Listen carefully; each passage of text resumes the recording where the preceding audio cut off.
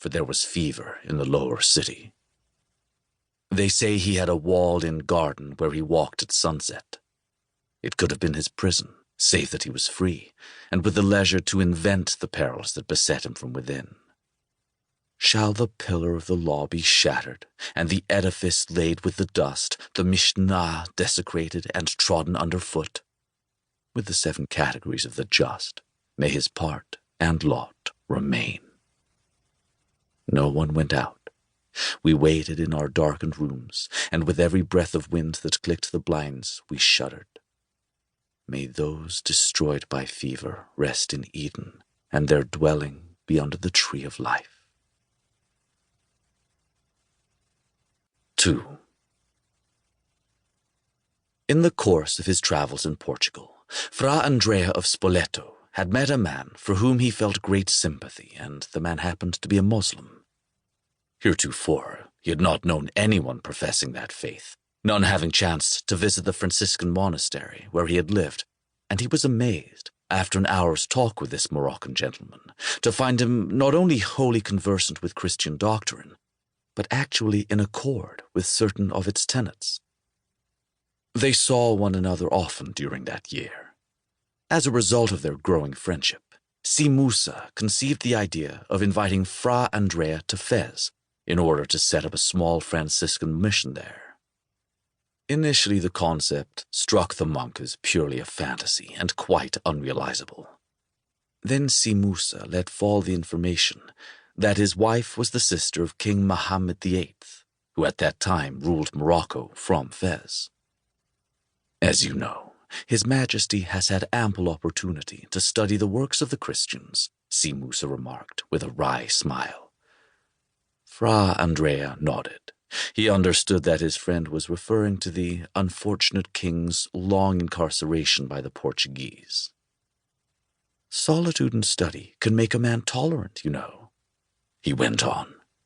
It would give him great pleasure to have you and your friends in Fez, so that the public could see for itself that not all infidels are savages.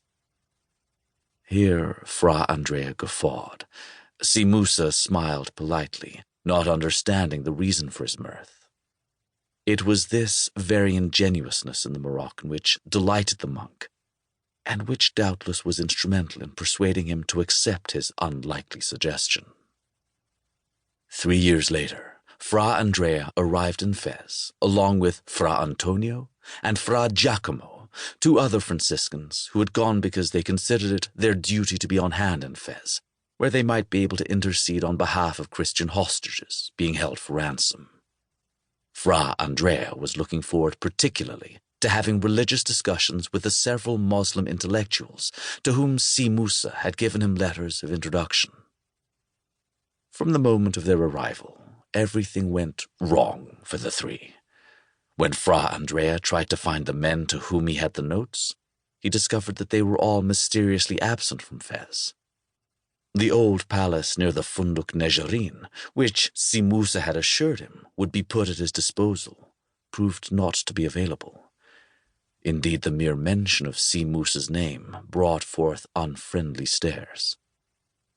It did not take him long to learn the reason.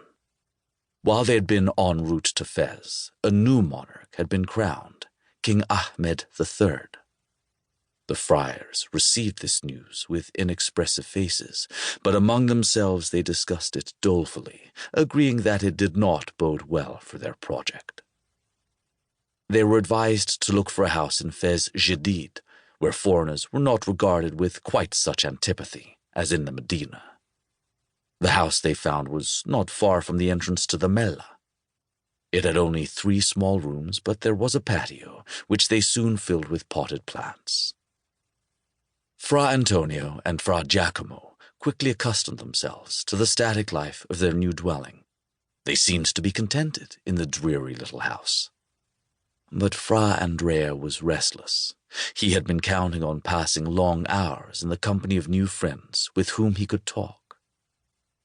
The few excursions he made into the Medina persuaded him that he would do better to stay out of it. Thus, he took to wandering in the Mella, where it is true that he was stared at with much the same hostility as in the Medina, the difference being